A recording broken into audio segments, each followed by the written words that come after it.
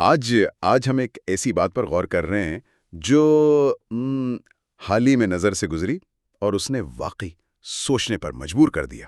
اچھا؟ جی، عام طور پر جب ہم کسی مرد کی اچھی تربیت کی بات کرتے ہیں تو ذہن میں کیا آتا ہے؟ یہی کہ وہ اپنے والدین کا کتنا خیال رکھتا ہے، بہن بھائیوں کے لیے کیا کرتا ہے۔ مطلب یہ ایک طرح سے ہمارا سماجی پیمانہ ہے نا؟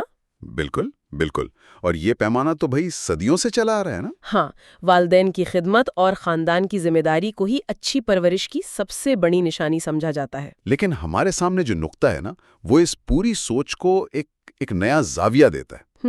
وہ کہتا ہے کہ مرد کی تربیت کا اصل امتحان اس کے والدین یا بہن بھائی نہیں بلکہ اس کی شریک حیات ہے۔ اچھا۔ یعنی اگر کسی کی لاڈلی بیٹی آپ کے ساتھ خوش اور پرسکون ہے تو آپ کی تربیت کامیاب ہے۔ یہ تو ایک بہت بڑی بات ہے۔ یہ واقعی بہت بڑی بات ہے۔ یہاں دو چیزیں بہت اہم ہیں۔ جی، ایک تو لاڈلی بیٹی کی اصطلاح کا استعمال۔ یہ لفظ یاد دلاتا ہے کہ وہ عورت اپنے گھر میں کتنی عزیز تھی اور اب اس کی جذباتی ذمہ داری شوہر پر آ گئی ہے۔ صحیح۔ اور دوسرا پیمانہ مادی چیزیں نہیں ہے، مطلب گھر، پیسہ، سہولیات، بلکہ خوشی اور سکون ہے۔ ہاں، یہ بہت اہم نقطہ ہے۔ یہ خالصتاً ایک جذباتی اور نفسیاتی معیار ہے۔ یہ سننے میں تو بہت اچھا لگتا ہے، لیکن کیا یہ تھوڑا غیر حقیقی نہیں؟ کس لحاظ سے؟ میرا مطلب ہے، کیا اس سے والدین اور شریک حیات کے حقوق میں ایک تصادم پیدا نہیں ہو جاتا؟ آپ نے بالکل صحیح نس پکڑی ہے۔ معاشرہ اکثر یہ کہتا ہے کہ بیوی تو بعد میں آتی ہے، والدین کا حق سب سے پہلے ہے۔ یہ نظریہ تو اس روایتی سوچ کو براہ راست چیلنج کر رہا ہے۔ جی، یہ واقعی ایک تصادم پیدا کرتا ہے اور شاید یہی اس نقطے کا مقصد ہے۔ اچھا۔ دیکھیں، یہ نہیں کہہ رہا کہ والدین کی خدمت چھوڑ دی جائے، بلکہ یہ کہہ رہا ہے کہ صرف وہی کافی نہیں۔ تو پھر کیا توازن؟ بالکل۔ اچھی تربیت کا مطلب تمام رشتوں میں توازن قائم کرنا ہے۔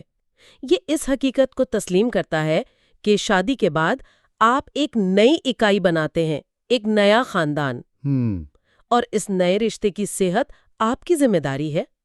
اگر آپ ایک رشتہ نبھانے میں دوسرے کو نظر انداز کر رہے ہیں تو کہیں نہ کہیں تربیت میں کمی ہے۔ اچھا، اس کو ایک مثال سے سمجھتے ہیں۔ جی ضرور۔ فرض کریں ایک شخص ہے جو اپنے والدین کو ہر مہینے پیسے بھیجتا ہے، ان کی ہر ضرورت پوری کرتا ہے، اور پورا معاشرہ اسے ایک فرما پردار اور بہترین بیٹا سمجھتا ہے۔ صحیح۔ لیکن گھر کے اندر اس کی بیوی خود کو تنہا، غیر اہم اور جذباتی طور پر غیر محفوظ محسوس کرتی ہے، تو اس نقطہ نظر کے مطابق وہ شخص اچھی تربیت یافتہ نہیں کہلائے گا۔ بالکل، آپ نے بالکل صحیح سمجھا ہے۔ یہ اقتباس براہ راست اسی منافقت پر تبصرہ کر رہا ہے۔ واہ! یہ کہتا ہے کہ آپ کی عوامی شخصیت اور خاندانی ذمہ داریاں اپنی جگہ، لیکن آپ کی تربیت کا اصل عکس آپ کے قریبی ترین رشتے میں نظر آتا ہے۔ یہ تو ایک طرح سے مرد پر دباؤ بھی بڑھاتا ہے۔ جی، یہ دباؤ بھی بڑھاتا ہے کہ اسے صرف روایتی ذمہ داریاں ہی نہیں نبھانی بلکہ ایک ساتھی کے لیے جذباتی پناہ گاہ بھی بننا ہے۔ واہ! یہ تو ایک بالکل نیا زاویہ ہے۔ میں نے ہمیشہ تربیت کو صرف والدین کی خدمت کے پیمانے سے ہی دیکھا تھا۔ اس نے تو میری سوچ کو چیلنج کر دیا ہے کہ اصل کامیابی شاید باہر نہیں بلکہ گھر کی چار دیواری کے اندر کے سکون میں ہے۔ اور اگر ہم اسے بڑے تناظر میں دیکھیں تو یہ ہمیں دعوت دیتا ہے کہ ہم کامیابی اور اچھی پرورش کے اپنے پرانے پیمانوں پر نظر ثانی کریں۔ صحیح۔ یہ صرف سماجی ذمہ داریوں تک محدود نہیں ہے بلکہ گہرے ذاتی تعلقات کو کامیابی سے نبھانے کی صلاحیت پر منحصر ہے۔ تو خلاصہ یہ ہے کہ مرد کی تربیت کا حقیقی امتحان اس بات میں ہے کہ وہ اپنے بنائے ہوئے نئے رشتے کو کتنی مضبوطی اور محبت سے پروان چڑھاتا ہے۔ جی بالکل۔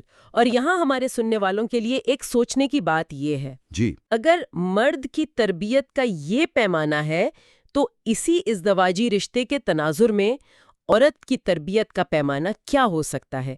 اس پر بھی غور کرنا چاہیے۔ اس ویڈیو کو لائک کریں، دوستوں کو شیئر کریں اور چینل کو سبسکرائب کر کے ہمارا حوصلہ بڑھائیں۔ آپ کا ایک کلک ہمیں نئی ویڈیوز بنانے کی طاقت دیتا ہے۔